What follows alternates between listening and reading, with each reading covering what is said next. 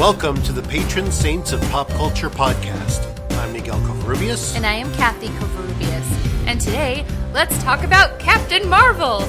I'm so excited. Can you tell? Yes, I can. I don't know about people listening to us, though. Of course, as always, beware of spoilers.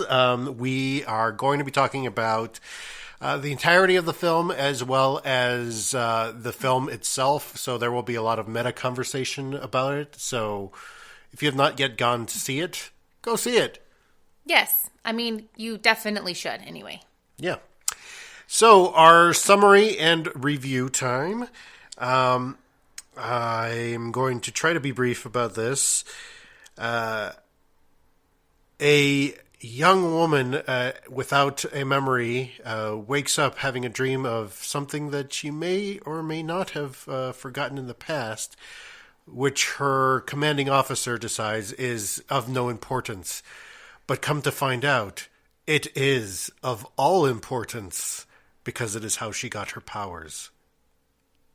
The movie. All right.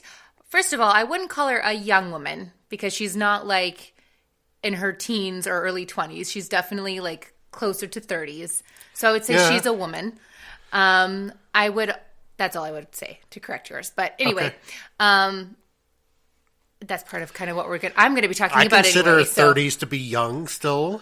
Yes, well, the general public considers 30s, like even early 30s, to be just an adult woman. Okay. Yep. So anyway, my summary. So, lady who thinks that she is an alien, comes to Earth in search of something, and turns out she was wrong, and she gains her powers, and she saves the day. Right? Okay. That's what happens. Yeah. My review is that, I really liked it. I did enjoy it. It was a good distraction on the day that I needed a distraction. If you follow us on Instagram, you saw our picture of us in the theater that we took right before watching it. It was just it's been a rough couple of months. And to say the least, I think they already know this. Yes, and it was a disappointing day, and I needed a distraction. So and I'm a bad influence, and I was like, "Let's go hooky," and let's go hooky. let's leave work. Isn't that called going hooky? No, it's playing hooky. We're gonna play hooky. I don't know these things. I didn't do this in high school. Going hooky is like going out on a street corner and selling your body. Well, no, that's being a hooker. Yes, that's hooky. That's hooky. That's hooking. We were not selling our bodies, everybody. We just wanted to leave work. And we did. Yeah. Where did we go wrong? All right, going back on track. Yeah, anyway, the movie was for Marvel fare, it was very fun. They did do a good deal of modern storytelling and representative storytelling, which I think is going to be much more prevalent now, especially when millennials are getting older. And, you hear me talking about this quite a bit with a lot of things, especially last week with the Umbrella Academy, which is kind of important because also Brie Larson was born on October 1st of 1989, so she could be in the Umbrella Academy. Wait, isn't it the 29th? No, it is the 1st of October. Oh, okay. 1989. Yes. But she definitely could be part of the Umbrella Academy. Yes. Okay. Yeah. So, we talked about this a little bit in changing narratives, that there is no clear-cut antagonist. There is sort of a clear-cut antagonist by the end in Captain Marvel. But for me, I thought it was right along the lines of new storytelling, of these new representative ways of telling superhero stories. Mm-hmm. And I would, it is very much in the superhero genre. Well, yes. Yeah. So, it doesn't do anything new for the superhero genre. It was what I'm trying to say. Yeah. Well, let's be honest. It's kind of hard to do that, especially since Marvel needs to kind of keep within their own specialty, I Yeah. should say. But it definitely was different, though. It did have a different tone to it, I think. It did subvert a few expectations in a few ways, and we'll talk about that here in a few minutes. My review, I hated it. No, I'm just kidding. Of course I loved it. I knew it was going to be different. And I knew it was going to be different in the ways that makes insecure men upset, which is true. Yeah, and all of those crybabies who are like, oh no, I can't objectify women anymore. Wah. Well, like, grow up. Like, why do you continue to act like little boys still? Let's not provoke them. They'll just attack us if we continue on further. So I'm sure they'll do a lot of soul searching and they'll grow up eventually. Let's just hope for the best. But Brie Larson is not taking any of it. So kudos to her. To be fair, I'm pretty sure none of them actually listen to our show. Oh, yeah. I would probably agree with that. But this movie was not meant for them. And No. They have made that very clear from the very beginning. This movie was not meant for them. They have plenty of other movies that they can watch. Well, just like Black Panther wasn't made for the same people. Yeah, basically the same people, yes. You have plenty of the other movies that you can watch. If there's one or two that fell outside of what you consider normal, just whatever. You and I have both had to deal with that our whole lives. If we can still be out in the world as functioning adults, then they should be able to do so as well. That's all I gotta say. Yeah, just go back a few months. You had a great superhero movie, which I think even applied to those who are fans of animation. Like Spider-Man Into the Spider-Verse was a fantastic movie, but we haven't yet talked about that. So. Yeah, we definitely could if you'd like us to. Anyway, so clearly both of us liked it for one reason or another. Yes. And, I do have to say there are some things that I think they could have done better, but that doesn't necessarily make it a bad movie. No. Well, it was the same with Black Panther. Like I said, like that fight scene at the end between Black Panther and Killmonger, you're kind of like... I kind of forgot that existed until you said it just now, so that just proves that it wasn't that great. Well, yeah, and that's one of the things that stuck out to me is that, like, all the time I feel like people with the computer-generated effects, like, it's not there yet. You know, it needs more time before you start throwing it into your movies all willy-nilly. Exactly, yeah. And I do think that this movie, it was, like, slower-ish in pace, but that doesn't necessarily mean that it was a bad superhero movie, because we've definitely seen bad superhero movies. Yes. And TV shows. Like Iron Fist. Not to name names or anything. Oh, geez, Louise. I don't even want to talk about that right now. Anyway, so as you guys probably know, the reason why I liked it so much is because I finally felt like I had a superhero of my own. Essay written by Kathy. Was she a good-looking blonde? Yes. And that's definitely a trope in Hollywood. But was she a sex symbol? No. Yeah, and to the point that we were not hooking is that, she wasn't either. She wasn't selling her body in the movie. No. Like, everything, almost every single costume went to show that, that wasn't her. That wasn't a part of her character. That wasn't a part of who she was as a human being. Yeah, and unlike, Black Widow, part of her training is to use her sexuality to take down the bad guys. Like, this never been, for this Captain Marvel, has never been anything that she's ever had to do or rely on. So it's not even something that is in her focus, which is definitely refreshing, in my opinion.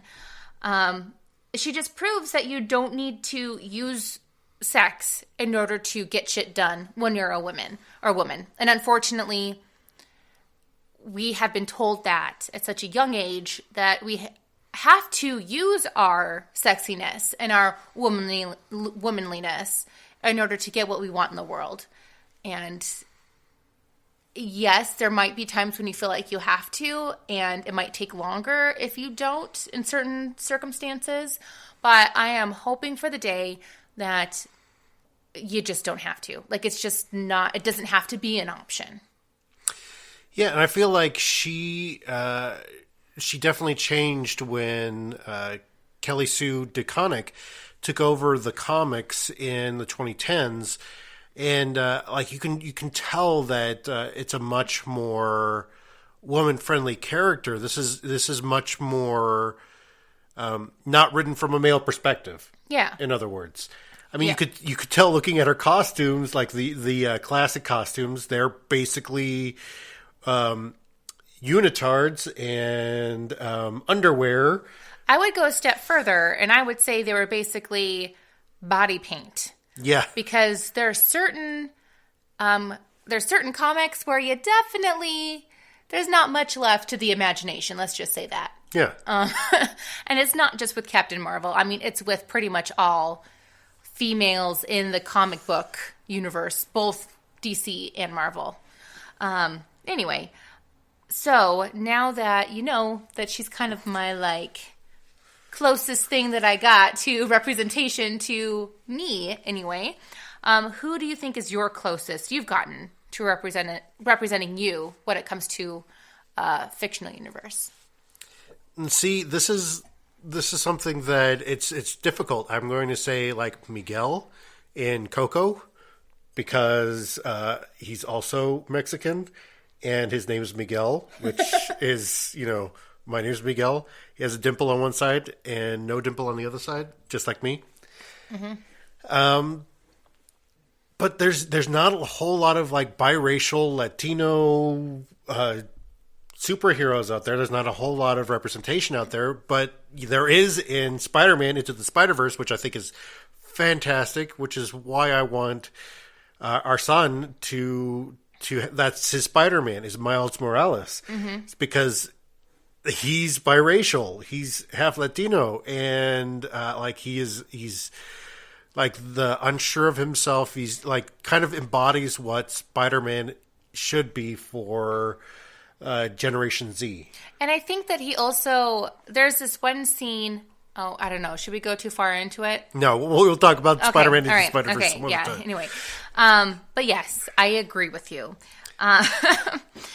And she also kind of proves, kind of like going off of the whole sex appeal thing, that she doesn't rely on her looks. It's more about her attitude. Yeah. And that's definitely like the driving force in how people react to her is her attitude. And also her humor, I also kind of connect with because I feel like I have a very dry sense of humor, especially when it comes to interacting with my coworkers in a professional setting. We'll be dead serious talking about something, and then all of a sudden I'll just like blurt out a one-liner, just deadpan.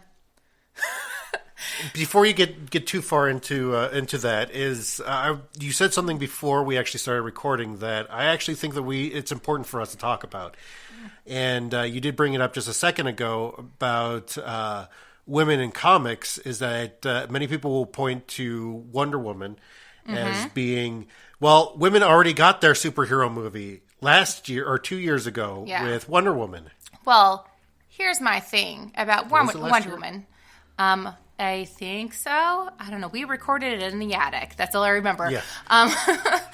So Wonder Woman, yes, was very instrumental in making sure that Captain Marvel happened. For sure. Because it proved to Hollywood that a good, like, women-led superhero movie can make the money in the box office. Like, hands down. Like, it made a ton of money. It did great. I don't think that they expected it not to do very well, but definitely out of the DC universe, that movie is way ahead. Yeah. And way better than all the other ones. It's still by far the best DC movie. Oh, yeah, absolutely. But the problem with Wonder Woman, compared to Captain Marvel, is that Wonder Woman's costume, even though they had, raised the neckline of her bodice. Yeah, I was about to say, like, it's basically a swimsuit. Raised the neckline of her armor, closer to, I would say, in between her boobs and her neck, so she didn't have any cleavage. Her skirt thing was a little bit longer than typical. Yeah. So she did cover up more. She definitely was a powerhouse, which was obviously good. However, they still treated her like a sex object. Like, she still clearly was supposed to be for the male gaze. Whereas Captain Marvel, as you were saying, it was none secondary. Of that. I don't even think it was even secondary. It wasn't even... Well, in Captain Marvel, it wasn't even... Like, it was... Yeah, but I mean, like... Of course you're going to be attracted because Brie Larson's attractive. It's just you're a human being. You can say that about almost any of the male superheroes too. Yeah, I know. That's what I'm saying. Yeah, is that it's not a primary. Wasn't the selling point of the movie. Yeah. And let's face it, Wonder Woman has a long history of being exploited. Let's just say that. Yes. But I mean, like I said, Wonder Woman was still a great movie.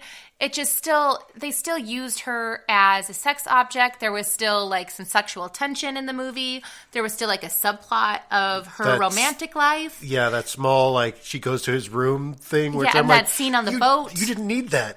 Yeah, and here in Captain Marvel, there's none of that. I mean, she does have a close relationship, but it's to her best friend. She's an aunt to her best friend's daughter, which is a normal relationship that, women have all over the world.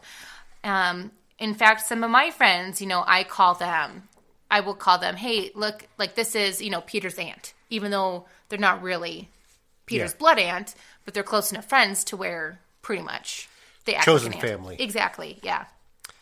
Which we talked about in Guardians of the Galaxy. Yep. Sorry, going back to your dry, witty humor, but I felt like we needed to talk about that we needed to bring up that difference. Yeah. Because that's important. It's an important distinction to make. Yes. Especially with those people who are trying to say, well, we don't need... I mean, Captain Marvel is only just trying to be Wonder Woman, but that's definitely not the case. No. In fact... like I said, I'm really glad Wonder Woman happened, or else Captain Marvel wouldn't have been able to happen. Yeah. But I do think Captain Marvel is a better role model. And in a man's world, when it comes to our emotions, especially in the type of job that Carol Danvers has had to have, whether that be on Earth before she went out into space, and then when she joined the Kree, what is it called? The Star Force. I wanted to call it Star Force, but I was like, I think that's wrong. But now that you say it, I think it's right. But she has been told over and over again, like many of us women who are in a male-dominated workforce, to not be so emotional, to hold back our feelings. She's basically been trained to do this while she was in the military. Also, when she was pushed by the Kree, to control her emotions, mainly for them, though, to hide the fact that she actually had, like, kick-ass powers. But anyway, she is a perfect example of how real women behave when they are told that they're supposed to suppress their emotions. Like, not be hysterical, not be... Don't be so emotional. Yeah. Exactly, yes. And since she's had so much of that background and so much training, of course she's not going to be a high-strung, emotional woman that Hollywood is so insistent on having us play. Oh, yeah. Well, I mean, in a male-dominated society like the Air Force, like jet fighters, that is, that's something that, you're going to be, you have to achieve 2 times as much as the men in that same field. Oh yeah, no. Especially when it comes to that kind of field, like women, especially women of color, have to work twice as hard or 3 times as hard to achieve what their male counterpart would be able to achieve. And unfortunately, they have to do do that in part by kind of playing down their emotions, not getting us upset like they really should be. It's a lot of like, well, it's part of like the apologizing thing. Like women tend to apologize when they don't necessarily need to apologize, whereas men, they don't apologize when they should apologize. But that's just kind of the culture that we've grown up into. And by the way, she does show emotion. You know, a part of the criticisms in this movie is that she doesn't show any emotion. That is definitely not the case. This is this is how a woman would show her emotions. If she's been told her whole life, she has to suppress her emotions. Well, and it's not like she's a Vulcan, you know? No. Like, she hasn't gone that far. She is not Vulcanized. No. Yeah, she is. I think Brie Larson does a fantastic job of portraying truth in this, as much as you can in a superhero movie. But as an actor, like you could tell, like you could almost believe that Brie Larson was Carol Danvers. Oh yeah, was Captain Marvel. Well, and I think that I have the unique perspective to understand her character choices because I have been in so many male-dominated fields in my past, to where I just had to learn, like, I got to be one of the guys, and that means not expressing my disappointment like they would, and not showing my enthusiasm like they would. I have to kind of tone things down. Part of my continuing problem is when something good does happen, I tend to still play it down, even though when I think I should kind of lift myself up a little bit. Yeah. But that's something that I'm working on right now. So in what ways do you see parallels between Carol Danvers and myself? And please be as flattering as you possibly can. I think you threw this in here just to trap me. And you can't say she's blonde. Well, you already brought that up. You said that she was a good-looking blonde already. I'm just saying, you can't add that she's blonde. It's already been done. All right. Well, obviously smart, ambitious, and tough as hell. Like, you'd kick anybody's ass if, they crossed you the wrong way. I've had my ass kicked a few times. Not actually physically, everybody. Not physically. She doesn't hit me. I'm okay. Emotionally. Yeah, there are a lot of things. She is, I think you've found a new captain in the Marvel Universe. Of course, Captain America is still your boyfriend, but, Captain Marvel is your hero, your role model. Yep, I'll just take the captains and I'll just go out to the bar and have a good time. Okay. Also, too, one last point before I finally let you talk. Believe me, I've suppressed a lot of things I've wanted to talk about. So if you want me to bring up any other points, please let us know later on in the comments. But anyway, just one minor thing. So as some of you probably already know, especially if you're familiar with the comics, Ms. Marvel actually used to be, or turned into, Captain Marvel. And Ms. Marvel, the reason why she goes by Ms.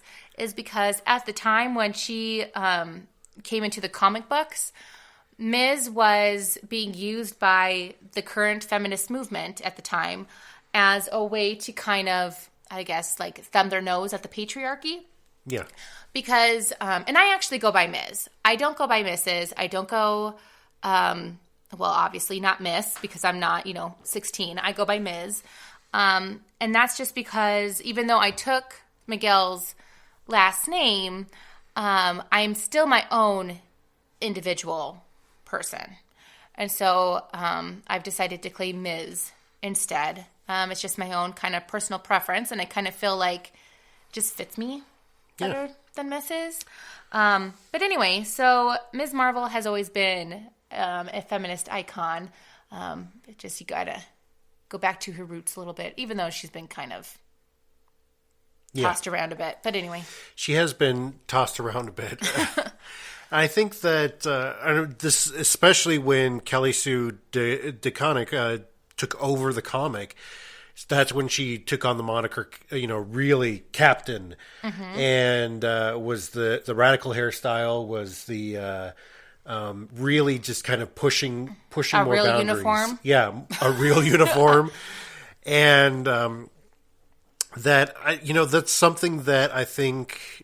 There's a huge male dominated field is comic book writing. What? And You don't comic say. book artistry, which I know there are a lot of very, very talented women, very, very talented women writers and women artists that can blow some of these men out of the water. Mm-hmm.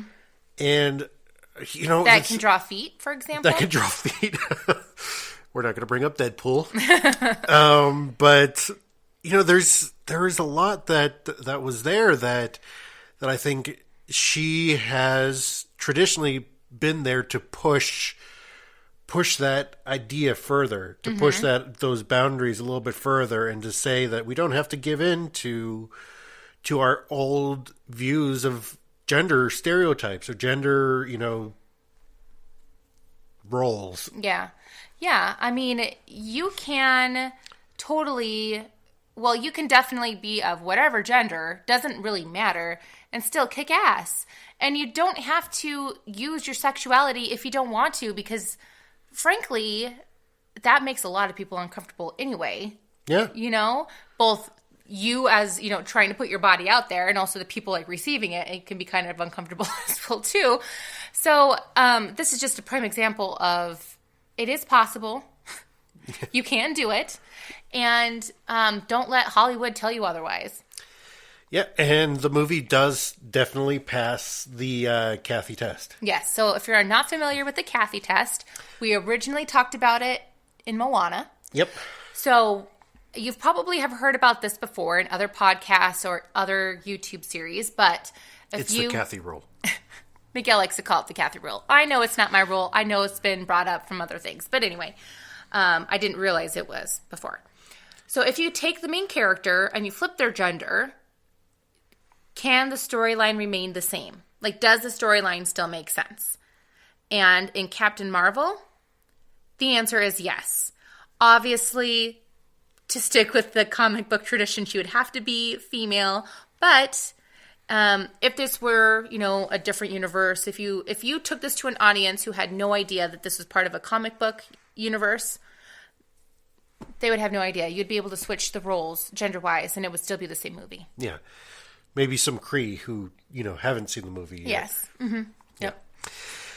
And I did say that I would come back to how the movie kind of subverted expectations. Yeah, I didn't give you a lot of time, so... It's okay. It subverted the expectations with the scroll. And I really, this is not that far of a stretch, but I really do feel that they did a wonderful job of subverting the expectations by specifically picking characters from the Marvel Universe that are traditionally, seen as evil, as villainous, as, they will do everything in their power to succeed. And they're seen as, traitors, as terrorists, as they say it. Yeah, slimy and terrorists, as they say in the movie. Mm-hmm. And I love that they used that word because I think it really solidified that point that they used this new approach, which I said I'm calling the millennial storytelling approach. Yes. Well, and let's face it too, a lot of people are very upset about the fact that they use the word terrorist, because how dare we try to make things equivalent to what's happening in today's world. But anyway. Well, and that's the thing, is that they're really showing that refugees, terrorists, whatever that we want to call people, that it's really that we're calling them these things, but they're really, well, in our case, in the real world, they're human. They're human. Mm-hmm. They're really human. And in I guess for the Skrulls, you can call them, they're really people. They're bipedal. They're humanoids. Sentient creatures, just like us. Yes. That they're refugees. They're trying that Talos was trying to get back to his family, that Talos was trying to save his family, that he was doing all of these things to try to protect them and try to get them out of there, to get them out of the control of the Kree. And granted, using that in today's world, there's a lot of parallels there, especially with things that are going on our southern border. Or even, heck, there's still that Muslim band as well, too. Yeah, but, the one thing that's really important to me, especially because these are Latinos coming up from Central and South America, from Mexico and from Guadalajara. Well, not just Mexico, but Honduras and all of these different countries that are much farther south than our Texas border or our California border or New Mexico or Arizona, that we should not see them as just refugees or as just dirty or as just whatever it is that people want to call them. They're human beings. And that's what we need to start seeing each other as human beings. And this is what I'm saying about the scroll, is that I love the way that they took them in this, is because everybody was expecting them to be the big bad, the next big villain for the Marvel Universe. And they didn't do that. It could have been so easy to do that. Well, and we already know the Kree have already been well established in the MCU as being bad guys. Well, not the bad guys, just bad guys. As, fundamentalists. You saw it with Ronan the Accuser in Guardians. But which can definitely bring on other parallels, but... Yeah, but the Kree also disowned him, in the movie. Almost, it was, I don't know, but they still didn't want to deal with him, though. He's more like this stubborn, middle child who's off and done his own reckless thing, and they just don't want to deal with him anymore. Pretty much is what it is. Well, and I think the biggest takeaway I thought for this was especially when Talos was talking to Carol Danvers about just give us a chance, just let's go up there, let's find this, and then you'll see what was going on. You'll regain your memories, whatever. That she saw. No, it was about their family. It was about the rest of the scroll. Well, and she too. I mean, this is a thing that we need to remember as well, as people who are constantly trying to speak up for the refugees at our southern border, that people's minds can be changed. Carol Danvers, she was able to be convinced that she was on the wrong side, and she totally did a 180. Oh, yeah. And that is true with other people. It might be super frustrating in the meantime. It might be really hard to remember, but it has happened over and over again where people have realized that they are in the wrong and then do what they need to do in order to correct their mistakes. Yeah, the course correction, and this is something else that Talos had said, was that his hands weren't clean in this war. That, on both sides, people have done things to hurt other people. Yeah. Or sentients in this case. Aliens. And I think that's an important point to take away from it, is that nobody's hands are clean in this. Everybody's made mistakes. That we're all trying to figure out our ways together. And that's the thing, is that you've got to do it together. And I don't know how many times we've talked about this, but it's still very true, is that we need to take things one step at a time together and not separately. Because as soon as we start boiling people down to their characteristics or that one thing that you think defines them without beginning to see them as complexly as you see themselves, you do yourself a huge disservice. You become the enemy in that case. And I think this was very true of Black Panther as well. I think we talked about it in that one, was especially with Killmonger. And I think that T'Challa realized that, and that's why he changed his stance on things at the end. Yep. Well, and that too is it's a great characteristic to have. and one that our current leadership lacks, is the ability to realize when to change direction. To change direction, realize you've made a mistake, and go the other way. That's why when people say like, oh, well, so-and-so in the 90s used to be against gay marriage, but I'm like, yeah, but then in the early 2000s, they changed their mind.